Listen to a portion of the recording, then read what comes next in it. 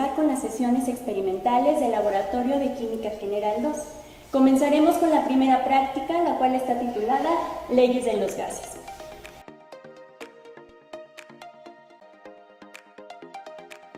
El objetivo de la sesión del día de hoy es realizar mediciones de temperatura, presión y volumen para demostrar el comportamiento del estado gaseoso. Para comenzar con esta sesión daremos una breve introducción sobre el estado gaseoso. Sabemos que la característica fundamental de este estado es que las partículas que lo constituyen están muy separadas una en relación con la otra. Su movimiento molecular es aleatorio y las fuerzas de atracción entre sus partículas son tan pequeñas que cada una se mueve de forma libre y fundamentalmente independiente de las otras. Debido a lo anterior, los gases se caracterizan por presentar forma y volumen indefinidos. Además, se pueden comprimir con facilidad a volúmenes pequeños, ejercen presión sobre sus alrededores, se expanden sin límite alguno y se difunden o mezclan entre sí. Su cantidad y propiedades se pueden describir en términos de 4 variables que son temperatura, presión, volumen y número de moles. En la sesión del día de hoy nos dedicaremos a explicar el comportamiento de los gases midiendo 3 variables que son temperatura, presión y volumen mediante la comprobación de la ley de Boyle, la ley de Dalton y la ley de Gay-Lussac. Recordaremos ahora brevemente estas leyes. En la ley de Boyle se mantienen constantes temperatura y número de moles, y por lo tanto, el volumen que ocupa una muestra de gas es inversamente proporcional a la presión del mismo. Esto quiere decir que si se incrementa una de las variables, la otra disminuye y viceversa. La ecuación que describe esta ley es presión inicial por volumen inicial es igual a presión final por volumen final. En la ley de Dalton se mantienen constantes tanto el volumen como la temperatura, y esta ley nos dice que la presión total de una mezcla gaseosa se obtiene de la sumatoria de las presiones parciales que cada gas ejerza en dicha mezcla. Es por eso que esta ley también se denomina la ley de las presiones parciales. Por otro lado, en la ley de Gay-Lussac se mantienen constantes tanto el volumen como el número de moles y bajo estas circunstancias la presión de un gas varía de manera directamente proporcional con la temperatura absoluta. Es decir, si se eleva la temperatura, se elevará la presión y viceversa. La ecuación que representa esta ley es presión inicial entre temperatura inicial es igual a presión final entre temperatura final. A continuación, mostraremos por experimento el material, las sustancias, el desarrollo y analizaremos lo que ocurre en cada uno de ellos. Comenzaremos con el experimento número 1 que demostrará la ley de Boyle. El material que se utilizará es el siguiente: una jeringa de plástico de 20 mililitros sin aguja, una punta de plástico para jeringa, manguera de látex y manómetro, el cual es uno de los dispositivos que nos permite determinar presiones internas de un sistema gaseoso. La sustancia que se utilizará será el aire. El procedimiento a llevar a cabo es el siguiente. Se enrosca la jeringa a la punta de plástico que se encuentra adaptada a la manguera de látex. Posteriormente, se toman 20 mililitros de muestra de aire, que es una mezcla de nitrógeno y oxígeno principalmente. Se inserta la manguera de látex en la boca del manómetro, para lo cual se toma un poco de agua y se humedece la boca del mismo sin que entre para mayor facilidad de conexión. A continuación, se inyecta 1 mililitro de gas y se toma el registro de la presión. Esta presión, al ser interna, corresponde a una presión manométrica. Cada división del manómetro tiene un valor de 2 milímetros de mercurio. Este procedimiento de inyección de 1 mililitro de gas y registro de presión se repite sucesivamente hasta completar la tabla de datos experimentales, comenzando con el primer dato de volumen de 20 mililitros y una presión manométrica de 0 milímetros de mercurio. Una vez terminado el experimento, será importante aspirar poco a poco el aire inyectado hasta que la aguja del manómetro se encuentre en 20 o 0 milímetros de mercurio. No debe ser súbito, esto con la finalidad de no dañar el manómetro. Estos datos nos servirán para graficar el comportamiento observado. En esta gráfica deberá de colocarse la presión absoluta contra el volumen. Ojo, la presión absoluta no es lo mismo que la presión manométrica, por lo que la calcularemos de la siguiente manera. Presión absoluta es igual a la suma de la presión atmosférica más la presión manométrica. Esta presión manométrica es tomada directamente del dato experimental obtenido, mientras que la presión atmosférica es de 608 milímetros de mercurio para San Luis Potosí.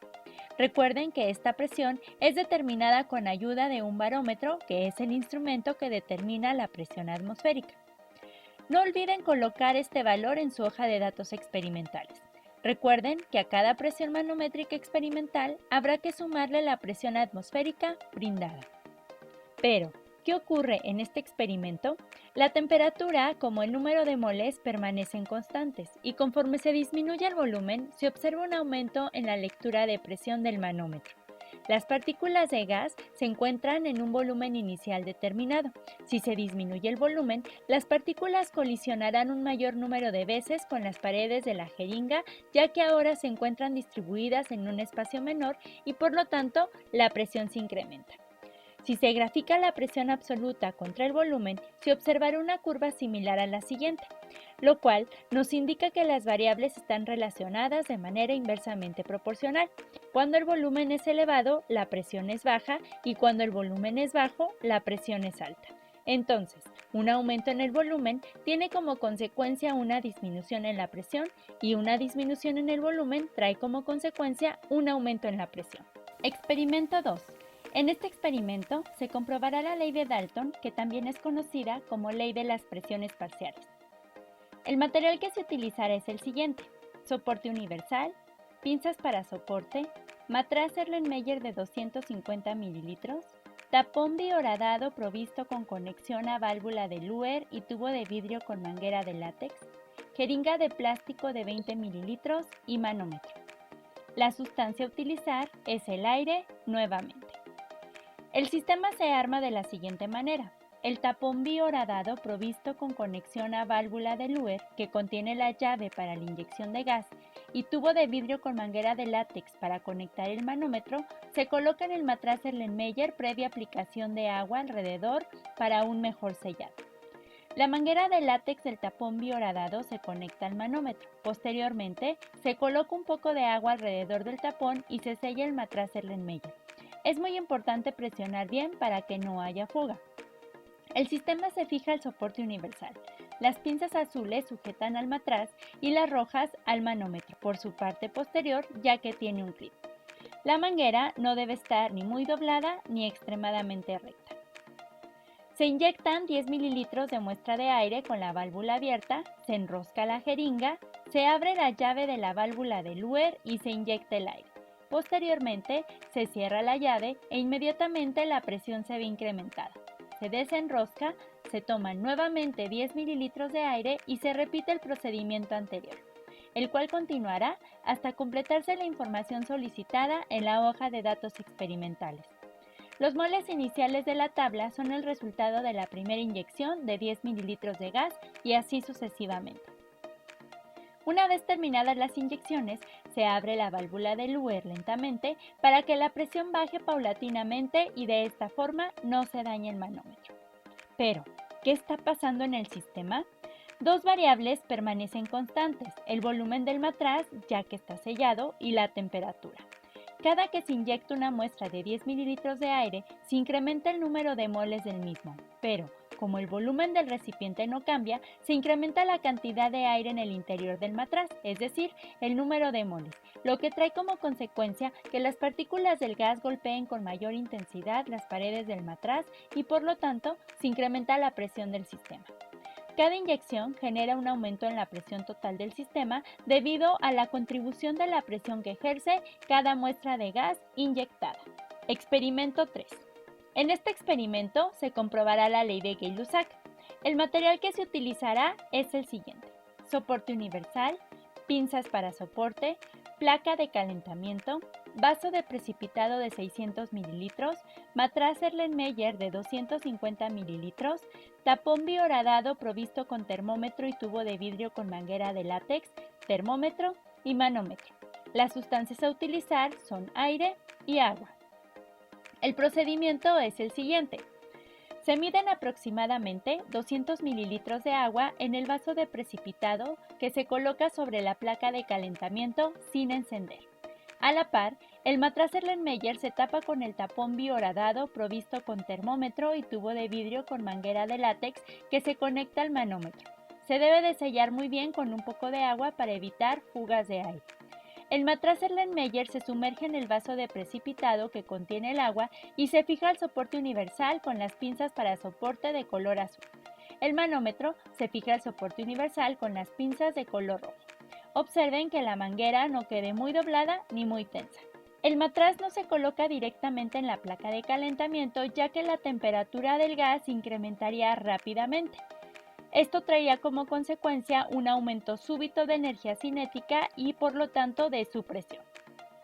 Se enciende la placa de calentamiento en la posición número 3 y se espera que la presión se incremente a 20 milímetros de mercurio. Una vez en esa presión, se registra la temperatura y posteriormente se toman lecturas de presión manométrica en milímetros de mercurio cada 2 grados Celsius hasta completar los pares de datos que la hoja de datos indique. Una vez que hayamos terminado de tomar las lecturas, procederemos a desarmar el sistema, para lo cual lo llevaremos a una bandeja con agua fría, lo cual disminuirá la energía cinética del sistema gaseoso y por lo tanto su presión.